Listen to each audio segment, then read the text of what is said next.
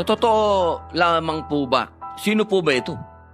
June kami nag-concentrate.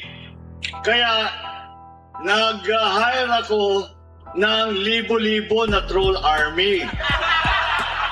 Ipapakilala ko sa inyo ang... And remind lang po kita, record din to pag-uusap natin. Shit. Yun lamang po, uli, tatanungin ko po kayo. Wala, ito po, pwede natin pa-imbestigahan ulit ito kung gusto po ninyo. Kung ito ay galing talaga sa tunay o ito po ay gawa-gawa lang ng AI o ano. I would like to inform you that that was a joke.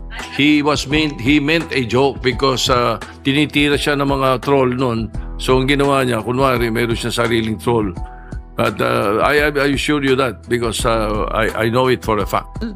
Bistado na bisto na, bayad na mga trolls, oh ano, parang mga sa pangalan ng admin ni baby.